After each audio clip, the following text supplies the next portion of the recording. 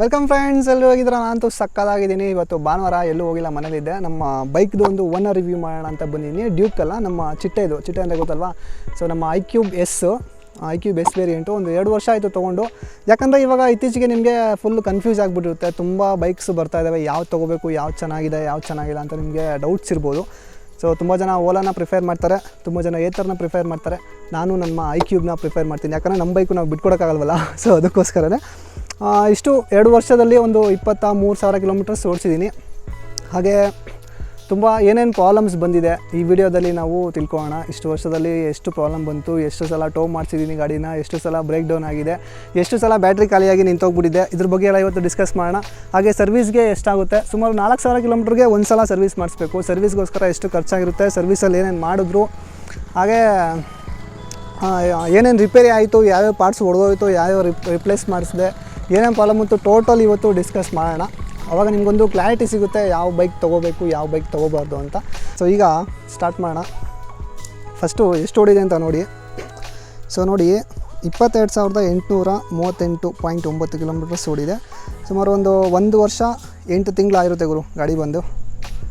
ಎಷ್ಟು ನೀಟಾಗಿ ಮೇಂಟೈನ್ ಮಾಡಿದ್ದೀನಿ ಅಂತ ಗಾಡಿನ ಕಾಣಿಸ್ತಾ ಇರ್ಬೋದು ನಿಮಗೆ. ನೋಡಿ ನಮ್ಮ ಕೆರೆ ಎಷ್ಟು ದೊಡ್ಡದಿದೆ, ನಮ್ಮೂರು ಕೆರೆ ಇದು. ಸೊ ಅಲ್ಲ, ನದಿ ಅಂತೆ, ದಕ್ಷಿಣ ಪಿನಾಕಿನಿ ನದಿ ಅಂತೆ. ಇದ್ರ ಬಗ್ಗೆ ಆಮೇಲೆ ಮಾತಾಡೋಣ. ಸೊ ಫಸ್ಟು ಗಾಡಿ ನೋಡಿ ನಮ್ಮದು. ಇದುವರೆಗೂ ಒಂದು ಸ್ಟಿಕ್ಕರಿಂಗ್ ಕೂಡ ಹಾಕ್ಸಿಲ್ಲ ನಾನು ಇನ್ನು. ಫುಲ್ಲು ರಾ ಬೈಕ್ ಹೆಂಗಿದೆಯೋ ಹಂಗೆ ಇಟ್ಟಿದ್ದೀನಿ. ಒಂದು ಲೈಟ್ ಬರ್ತಾಯಿದೆ. ಯಾವುದೋ ದೊಡ್ಡ ಹಳ್ಳ ಇದೆ ಗುರು ಇಲ್ಲಿ. ಎಷ್ಟಪ್ಪ ಇದೆ ನೋಡಿ, ಕಾಲ್ಗೆ ಲೀಟ್ರ್ ಒಳಗಡೆ ಹೋಗ್ಬಿಡ್ತೀನಿ ನಾನು. ಸೊ ಎಲ್ಲೂ ಏನೂ ಆಗಿಲ್ಲ, ತುಂಬಾ ಚೆನ್ನಾಗಿ ಮೇಂಟೈನ್ ಮಾಡಿದೆ, ತುಂಬ ಚೆನ್ನಾಗಿ ಬರ್ತಾಯಿದೆ ಗಾಡಿ. ಯಾವುದೇ ರೀತಿ ತೊಂದರೆ ಕೊಟ್ಟಿಲ್ಲ ನಮಗೆ. ನಮ್ಮನ್ನ ಚೆನ್ನಾಗಿ ಸಾಕ್ತಾಯಿದೆ ಅಂತ ನಾನು ಅವಾಗವಾಗ ರೀಲ್ಸ್ ಹಾಕ್ತಾಯಿರ್ತೀನಿ. ಸೊ ಅದೇ ಥರನೇ ನಮ್ಮ ಚಿಟ್ಟೆ ನಮ್ಮನ್ನ ತುಂಬ ಚೆನ್ನಾಗಿ ಸಾಕ್ತಾಯಿದೆ. ಸೊ ಪ್ರಾಬ್ಲಮ್ ಏನಂದರೆ, 22,000 ಓಡಿದೆಯಲ್ವಾ, 4,000 ಒಂದು ಸಲ ಸರ್ವಿಸ್ ಮಾಡಿಸ್ಬೇಕು. 4,000 ಇದ್ದಾಗ ಫಸ್ಟ್ ಸರ್ವಿಸ್ಗೆ ತೊಗೊಂಡೋಗಿದೆ. ನಾನು ಗಾಡಿ ತೊಗೊಂಡಾಗಲೇ ಹೇಳಿದೆ ಸರ್ವಿಸ್ ಎಲ್ಲ ಕಡೆ ಸಿಗುತ್ತೆ ಅಂತ, ನಾನು ಬೈಕ್ ತೊಗೋತಾ ಇದ್ದೀನಿ ಅಂತ. ಫಸ್ಟ್ ಟೈಮ್ ಹೊಸಕೋಟೆಗೆ ಹೋದೆ, ಹೊಸಕೋಟೆಯಲ್ಲಿ ಕೈ ಕೊಟ್ಟರು ನಮಗೆ. ಇಲ್ಲಿ ಟೆಕ್ನಿಷಿಯನ್ಸ್ ಇಲ್ಲ, ಟ್ರೈನ್ ಮಾಡಿಲ್ಲ ನಮಗೆ. ನೀವು TC ಪಾಳ್ಯಗೆ ಹೋಗಬೇಕು ಅಂತ ಹೇಳಿದ್ರು. ಸೊ ಅದಕ್ಕೆ TC ಪಾಳ್ಯಲ್ಲೇ ಸರ್ವಿಸ್ ಮಾಡಿಸ್ತಾ ಇದ್ದೀನಿ. ಫಸ್ಟ್ ಸರ್ವಿಸಲ್ಲಿ ತುಂಬ ಬೈಕ್ಸ್ ಎಲ್ಲ ಕಡಿಮೆ ಇರ್ತಾಯಿತ್ತಲ್ವ, ತುಂಬ ಚೆನ್ನಾಗಿ ಮಾಡಿದ್ರು. ಒಂದು ಲಿಂಕ್ ಕಳಿಸ್ತಾಯಿದ್ರು ನಮಗೆ ಸರ್ವಿಸ್ಗೆ. ಆ ಲಿಂಕ್ ಓಪನ್ ಮಾಡಿಕೊಂಡು ನಾವು ಮನೇಲಿ ಕೂತ್ಕೊಂಡು ನೋಡ್ಬೋದಾಗಿತ್ತು. ನಮ್ಮ ಬೈಕಲ್ಲಿ ಏನೇನು ಬಿಚ್ತಾ ಇದ್ದಾರೆ, ಏನೇನು ಆಗ್ತಾಯಿದ್ದಾರೆ, ಯಾವಾಗ ಪಾರ್ಟ್ಸ್ ಹೋಗಿದೆ ಅದನ್ನೆಲ್ಲ ನೀಟಾಗಿ ತೋರಿಸ್ತಾಯಿದ್ರು.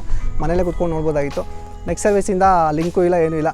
8,000 ಇದ್ದಾಗೂ ಮಾಡಿಸಿದೆ, 12,000 ಇದ್ದಾಗೂ ಮಾಡಿಸಿದೆ. ಆವಾಗಲೂ ಒಂದು ಸ್ವಲ್ಪ ಪ್ರಾಬ್ಲಮ್ ಆಯಿತು. ಮೇಡಮ್ಮು ನಮಗೆ ಚಾರ್ಜಿಂಗ್ ಹಾಕ್ಕೊಡಿ, ಒಂದು 40% ಇತ್ತು ಅವಾಗ. ಒಂದು 10% ಆದರೂ ಚಾರ್ಜಿಂಗ್ ಹಾಕಿ ನೀಟಾಗಿ ಮನೆಗೆ ಹೋಗ್ಬೋದು ಅಂತ ಹೇಳಿದೆ. ಅವರು ಇಲ್ಲ ಸರ್, ಚಾರ್ಜರ್ ನೀವು ಕೊಟ್ಟಿಲ್ಲ, ಚಾರ್ಜರ್ ನಿಮ್ಮ ಗಾಡಿದು ನಿಮಗೆ ಚಾರ್ಜರ್ ಹಾಕಬೇಕು ಅಂತ ಹೇಳ್ಬಿಟ್ರು. ಸೊ ಇವ್ರ ಹತ್ರ ಇರೋದೇ ಒಂದೇ ಸಾಕೆಟು, ಅದರಲ್ಲಿ ಈ ಥರ ಡೌಗಳು ಮಾಡ್ತಾರೆ. ಒಂದೇ ಒಂದು ಚಾರ್ಜರು ಸೇಮ್ ಹಾಕೋಕ್ಕಾಗಿಲ್ಲ. 10 ನಿಮಿಷ ಚಾರ್ಜ್ ಹಾಕ್ಕೊಟ್ಟಿದ್ರೆ ನಾನು ನೀಟಾಗಿ ಮನೆಗೆ ಬರ್ತಾಯಿದ್ದೆ. ಸೊ ಆ ಥರದ್ದೆಲ್ಲ ಪ್ರಾಬ್ಲಮ್ಸ್ ಆಯಿತು. ನೆಕ್ಸ್ಟು ಗಾಡಿ ಸ್ಟ್ರಕ್ಚರ್ ಮೇಲೆ ನಿಂತಿತ್ತು. ಇನ್ನು ನಾನು ಹೋದಾಗ ಸರ್ವಿಸ್ ಆಗಿದೆ. ಅವನು ಟೆಕ್ನಿಷಿಯನ್ ಬಂದ್ಬಿಟ್ಟು ಭಯ್ಯ ಅಭಿ ತಕ್ ಸರ್ವಿಸ್ ನೈ ಕಿಯಾ ಅಂತ ಹೇಳ್ದ. ಮ್ಯಾನೇಜರ್ ಬಂದ್ಬಿಟ್ಟು ಆಗಿದೆ ಕಣೋ ಸರ್ವಿಸು, ಪಾಲಿಶ್ ಹಾಕಿ ಕಳಿಸು ಅಂತ ಅಂದ. ಸೊ ಟೆಕ್ನಿಷಿಯನ್ ಏನು ಮಾಡ್ತಾನೆ ಹೇಳಿ, ಮ್ಯಾನೇಜರ್ ಹೇಳಿದ್ದು ಕೇಳಲೇಬೇಕಲ್ವಾ. ತೊಗೊಂಡು ನೀಟಾಗಿ ಪಾಲಿಶ್ ಹಾಕ್ಬಿಟ್ಟು ಕಳಿಸ್ದ. ಸೊ ನಾನು ಕೂಡ ಇದು ಸರ್ವಿಸ್ ಓಡಿಯೋ ಅಂತ ಕೂಡ ಹಂಗೆ ಇತ್ತು, ಅದು ರಿಮೂವೇ ಮಾಡಿರಲಿಲ್ಲ. ಅದನ್ನು ಮತ್ತೆ ನಾನೇ ಅವ್ರಿಗೆ ಹೇಳಿ ಮತ್ತೆ ಟ್ಯಾಪ್ ಕನೆಕ್ಟ್ ಮಾಡಿಸಿ ಸರ್ವಿಸ್ ಓಡಿಯೋ ಇರೋದನ್ನು ರಿಮೂವ್ ಮಾಡಿಸ್ಕೊಂಡು ಬಂದೆ. ಸೊ ಇಷ್ಟೆಲ್ಲ ನಡೀತಾ ಇತ್ತು. ನೆಕ್ಸ್ಟು ಈ ಥರ ಇಶ್ಯೂ ಆಗಿದ್ದು 12,000 ಕಿಲೋಮೀಟರ್ಸ್ ಇದ್ದಾಗ. ನೆಕ್ಸ್ಟು 16,000 ಇದ್ದಾಗ ಮಾಡಿಸ್ಬೇಕಿತ್ತು. ನಾನು ಹೋಗಲೇ ಇಲ್ಲ ಸರ್ವಿಸ್ಗೆ ತೊಗೊಂಡು, ಅದು ಸ್ಕಿಪ್ ಆಯಿತು. ಹಂಗೆ ಹೋಗಿ ನೆಕ್ಸ್ಟು 20,000 ಕಿಲೋಮೀಟ್ರ್ ಬಂತು. 20,000 ಕಿಲೋಮೀಟರ್ಸ್ ಇದ್ದಾಗೂ ಹೋಗಲಿಲ್ಲ ನಾನು. ಅದು 2 ಸರ್ವಿಸು ಆಲ್ರೆಡಿ ಸ್ಕಿಪ್ ಆಗೋಯಿತು. ಸೊ ನೀವು ಈ ಥರ ಮಾಡೋಕ್ಕೆ ಹೋಗ್ಬಿಡಿ. ಬ್ಯಾಟ್ರಿ ವ್ಯಾರಂಟಿ ಅನ್ನೋದು ತೆಗೆದುಬಿಡ್ತಾರೆ ನೀವು ಟೈಮ್ ಸರಿಯಾಗಿ ಸರ್ವಿಸ್ ಮಾಡಿಸಿಲ್ಲ ಅಂತ. ಸೊ ಅದಕ್ಕೆ ನಾನು ಒಂದು 21,000 ಕಿಲೋಮೀಟರ್ಸ್ ಆದಮೇಲೆ ಹೋದೆ ಕೊನೆಗೆ, ನೋಡೋಣ ಏನಾಗಿದೆ ಇವಾಗ ಸರ್ವಿಸ್ ಸೆಂಟ್ರ್ ಕತೆ ಅಂತ. ಸೊ ಅವಾಗಲೂ TC ಪಾಳ್ಯಗೆ ಹೋದೆ. TC ಪಾಳ್ಯಲ್ಲಿ ಹೇಳಿದ್ರು ಇಲ್ಲ, ಈಗ ಸರ್ವಿಸ್ ಸೆಂಟ್ರು ಚೇಂಜ್ ಆಗಿದೆ, KR ಪುರಮ್ಗೆ ಹೋಗಬೇಕು ಅಂತ. ಸೊ ಅಲ್ಲಿ ಹೋಗಿದೆ, ಅಲ್ಲಿ ಒಂದು ವೀಡಿಯೋ ಹಾಕ್ತೀನಿ ನೋಡಿ. ತುಂಬಾ ಚೆನ್ನಾಗಾಗಿದೆ ಇವಾಗ ಸರ್ವಿಸ್ ಸೆಂಟ್ರು. ತುಂಬ ಖುಷಿ ಆಯಿತು ಸರ್ವಿಸ್ ಸೆಂಟ್ರ್ ಅಪ್ಡೇಟ್ ಆಗಿರೋದನ್ನು ನೋಡಿ. ಮುಂಚೆ ಎಲ್ಲ ಕಸ ಥರ ಮೇಂಟೈನ್ ಮಾಡ್ತಾಯಿದ್ರು, ಇವಾಗ ದೊಡ್ಡ ಜಾಗ ಇದೆ. ಒಂದು ಸೈಡಲ್ಲಿ ಫುಲ್ಲು ಪೆಟ್ರೋಲ್ ವೆಹಿಕಲ್ಸ್ ಮಾಡ್ತಾರೆ, ಇನ್ನೊಂದು ಸೈಡಲ್ಲಿ ಫುಲ್ಲು ಎಲೆಕ್ಟ್ರಿಕ್ ವೆಹಿಕಲ್ಸ್ ಮಾಡ್ತಾರೆ. ತುಂಬ ಖುಷಿ ಆಯಿತು ನೋಡಿ. ಕಸ್ಟಮರ್ ಲಾಂಜ್ ಅಂತೂ ತುಂಬಾ ಚೆನ್ನಾಗಿದೆ. ಕಾಫಿ ಮಿಷಿನ್ ಇದೆ, AC ಇದೆ, TV ಇದೆ, ಇದು ಫುಲ್ಲು ಸೋಫಾ ಇದೆ. ಆರಾಮಾಗಿ ಕುತ್ಕೊಂಡು ನೀವು ಅಲ್ಲೇ ಟೈಮ್ ಸ್ಪೆಂಡ್ ಮಾಡ್ಬೋದು TV ನೋಡಿಕೊಂಡು. ಮತ್ತು ಕಾಫಿ ಮಿಷಿನಲ್ಲಿ ಕಾಫಿ ಕೂಡ ತೊಗೊಂಡು ಕುಡಿಬೋದು ನೀವು ಫ್ರೀಯಾಗಿ. ತುಂಬ ಚೆನ್ನಾಗಿತ್ತು. ಒಂದೊಳ್ಳೆ ಎಕ್ಸ್ಪೀರಿಯೆನ್ಸು, ತುಂಬ ಚೆನ್ನಾಗಿ ಅಪ್ಡೇಟ್ ಆಗಿದೆ ಅಂತ ಖುಷಿ ಆಯಿತು. ಹಾಗೆ ಬಂದ ತಕ್ಷಣ ಒಬ್ಬೊಬ್ಬರಿಗೆ ಒಂದೊಂದು ಗಾಡಿಗೆ ಒಂದು ಟ್ಯಾಗ್ ಹಾಕ್ತಾರೆ. ದಿನಕ್ಕೆ ಒಂದು 70 ಗಾಡಿ ತೊಗೋತಾರಂತೆ. ಸೊ 70 ಟ್ಯಾಗ್ ಇದೆ ಅವ್ರ ಹತ್ರ. ಸೆಕ್ಯೂರಿಟಿ ಬಂದ ತಕ್ಷಣ ನಮ್ಮ ಗಾಡಿಗೆ ಫಸ್ಟ್ ಹೋದಾಗ ಫಸ್ಟ್ ಟ್ಯಾಗ್ ಹಾಕ್ತಾರೆ. ನೆಕ್ಸ್ಟ್ ಸರ್ವಿಸ್ ತೊಗೊಂಡು ಹೋಗ್ಬೇಕಾದ್ರೂ ಅದೇ ಥರನೇ ಆ ಟ್ಯಾಗಲ್ಲಿ ಏನು ನಂಬರ್ ಇದೆ ಅದೇ ಥರ ತೊಗೊಂಡು ಹೋಗ್ತಾರೆ, ಅದೇ ಥರ ತೊಗೊಂಬಂದು ಬಿಡ್ತಾರೆ. ತುಂಬ ಖುಷಿ ಆಯಿತು. ಈ ಥರ ನೀಟಾಗಿ ಅಪ್ಡೇಟ್ ಆಗಿದೆ. ಈ ಥರ ತುಂಬಾ ಖುಷಿ ಆಯಿತು ನನಗಂತೂ ಈ ಸಲ ಸರ್ವಿಸ್ ಬಿಟ್ಟಾಗ. ಸೊ ಇನ್ಮೇಲಿಂದ ಟೈಮ್ಗೆ ಸರ್ವಿಸ್ ಮಾಡಿಸ್ತಾ ಇರ್ತೀನಿ.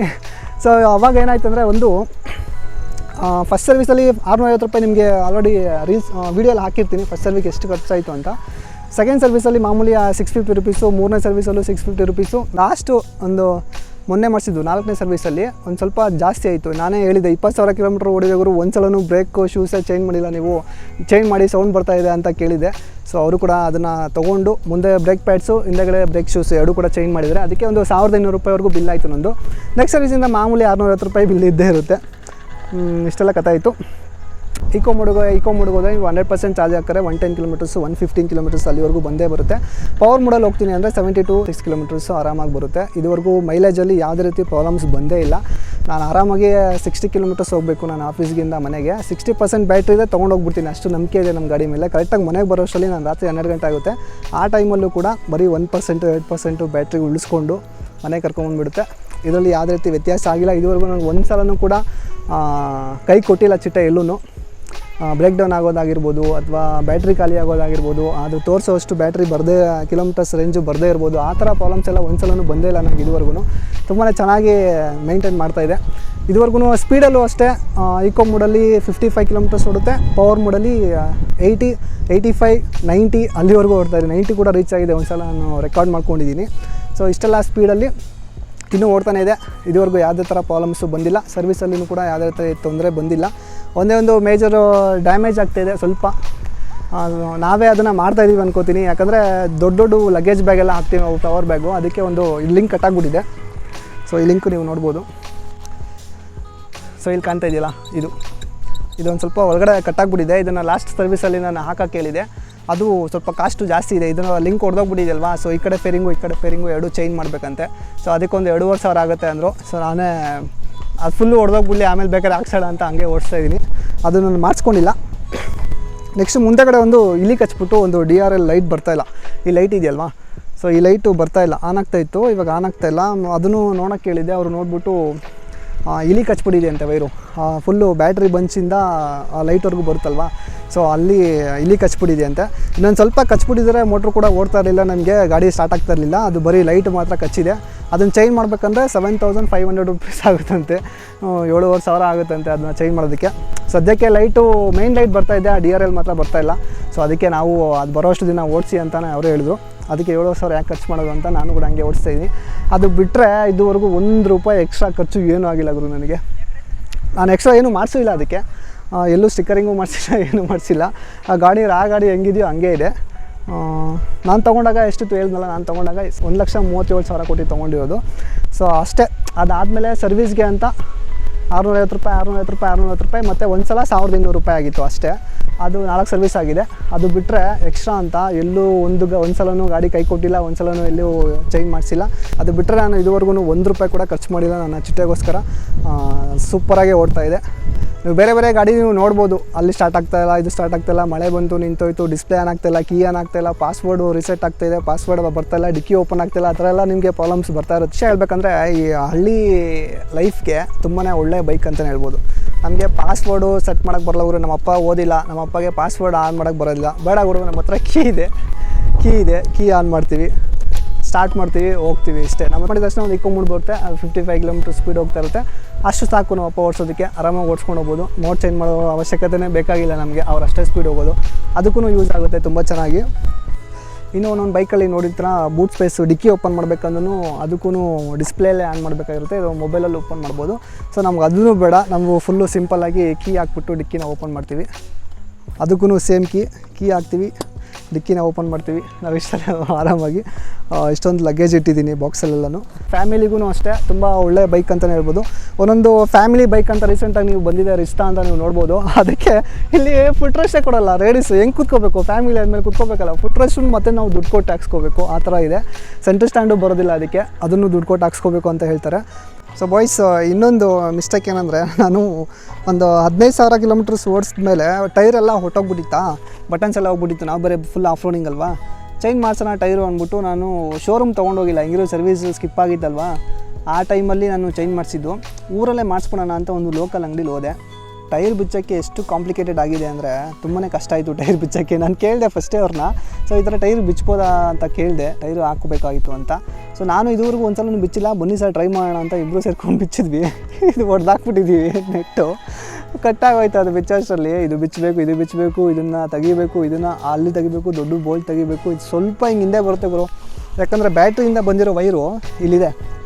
ಸೊ ಇದ್ರ ಒಳಗಡೆ ಇದೆ, ಇಲ್ಲಿ ಕಾಣ್ತಾ ಇರ್ಬೋದು ನಿಮಗೆ, ಇಲ್ಲಿರೋ ವೈರು ಇದು ಡೈರೆಕ್ಟಾಗಿ ವೀಲ್ ಹಬ್ ಮೋಟ್ರ್ ಅಲ್ವಾ, ಅದ್ರೊಳಗಡೆ ಹೋಗ್ಬಿಟ್ಟಿದೆ. ಅದನ್ನು ಬಿಚ್ಚೋಕ್ಕೆ ಆಗಲ್ಲ. ಇದು ಫುಲ್ಲು ಒಂಚೂರು ಇಷ್ಟು ಬರುತ್ತೆ ಅಷ್ಟೇ. ಇದೆಲ್ಲ ತೆಗೆದ್ಮೇಲೂ ಒಂಚೂರು ಇಷ್ಟು ಬರುತ್ತೆ ಅಷ್ಟೇ ಬಂದಿದ್ದು. ಫುಲ್ಲು ಅದನ್ನು ಬಿಚ್ಚೋಕ್ಕಾಗಲಿಲ್ಲ. ನಮಗೂ ಅದು ಬಿಚ್ಚಿದ್ರೆ ಮೋಟ್ರಿಗೆ ಹೋಗ್ಬಿಡುತ್ತೇನೋ ಅಂತ ನಾವು ಅದನ್ನು ಟ್ರೈ ಮಾಡೋಕ್ಕೆ ಹೋಗಲಿಲ್ಲ. ಹಂಗೆ ಎಳ್ದಿಟ್ಕೊಂಡು ಇಷ್ಟು ಚಿಕ್ಕ ಸ್ಪೇಸಲ್ಲಿ ಅಲ್ಲೇ ನೀಟಾಗಿ ಟೈರ್ನ ಬಿಚ್ಚಿ ರಿಪ್ಲೇಸ್ ಮಾಡಿದ್ದು. ಸೊ ಈ ಥರ ಎಲ್ಲ ಹಿಂಸೆ ಆಯಿತು ಟೈರ್ ಬಿಚ್ಚೋಕ್ಕೆ.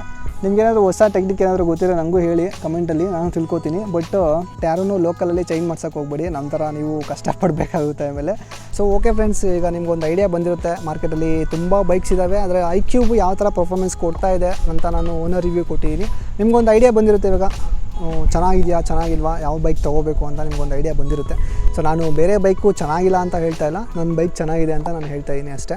ಸೊ ನಿಮಗೂ ವಿಡಿಯೋ ಇಷ್ಟ ಆದರೆ ನಿಮ್ಮ iQube ತೊಗೋಬೇಕು ಅಂತ ಯಾರಾದರೂ ಫ್ರೆಂಡ್ಸ್ ಇದ್ದರೆ ಅವ್ರಿಗೂ ನೀವು ಶೇರ್ ಮಾಡಿ ಹೇಳ್ಬೋದು. ಇದರಲ್ಲಿ ನಿಮಗೆ ಹೈಯರ್ ವೇರಿಯಂಟ್ ಇದೆ, ಲೋ ವೇರಿಯಂಟ್ ಇದೆ.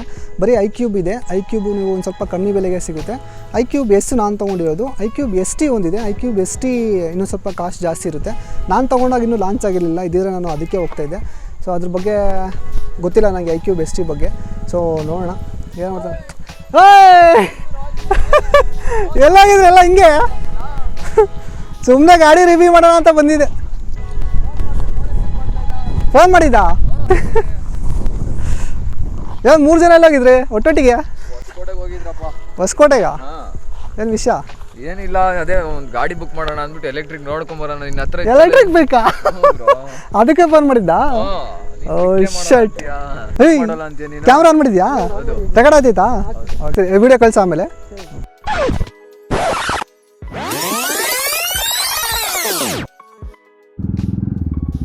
ಮುಳ್ಳಿನ ಹತ್ರ ಅದು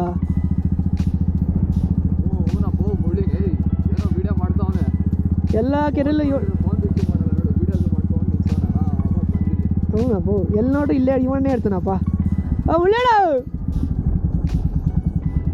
ಏನ್ ಗುರು ಸಮಾಚಾರ?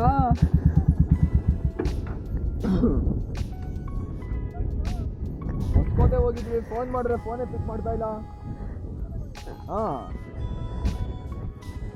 3 ಸಲ ಫೋನ್ ಮಾಡಿದ್ದೀನಿ, ಫೋನೇ ರಿಸೀವ್ ಮಾಡಲ್ಲ ಅಂತೀಯ. ಇಲ್ಲಿ ನೋಡಿದ್ರೆ ವಿಡಿಯೋ ಮಾಡ್ಕೊಂಡು ಎಂಜಾಯ್ ಮಾಡ್ತಾ ಇದೀಯಾ.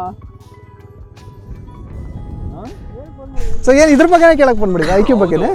ಇವಾಗ ನೋಡು ಕೊಟೇಶನ್ ಹಾಕ್ಸ್ಕೊಂಡ್ ಬಂದಿ ಶೋರೂಮ್ ಇದು ಕೂಡ. ಹೌದಾ?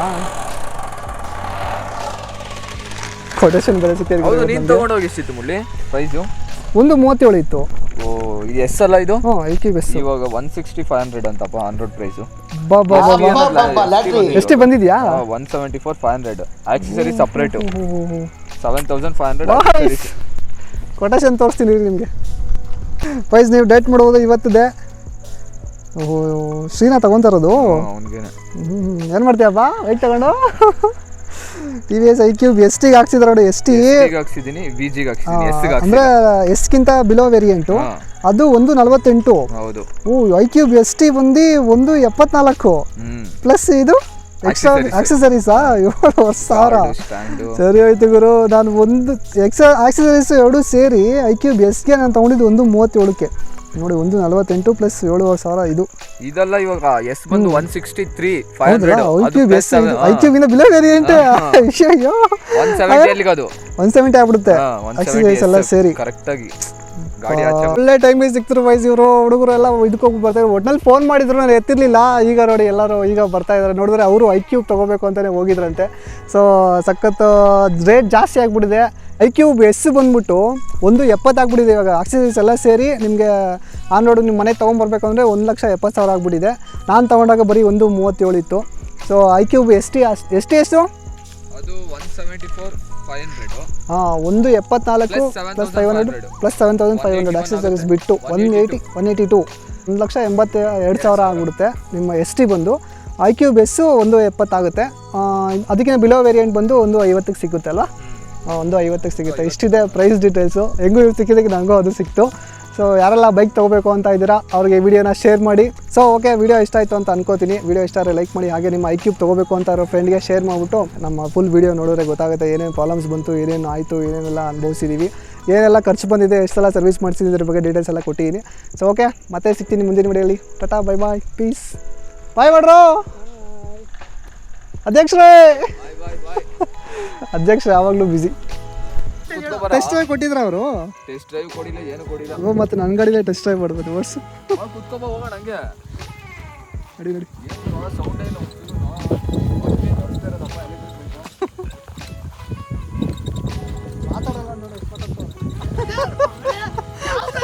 ಅದೇ ಹೇಳ್ತಾರಲ್ಲ, ಇಳಿಯ ಸಮುದ್ರಕ್ಕೆ ಬೀಳೋರ್ಗು ಅಷ್ಟೇ ಅಂತೆ, ಆಮೇಲೆ ಈಜು ಅದೇ ಬರುತ್ತಂತೆ.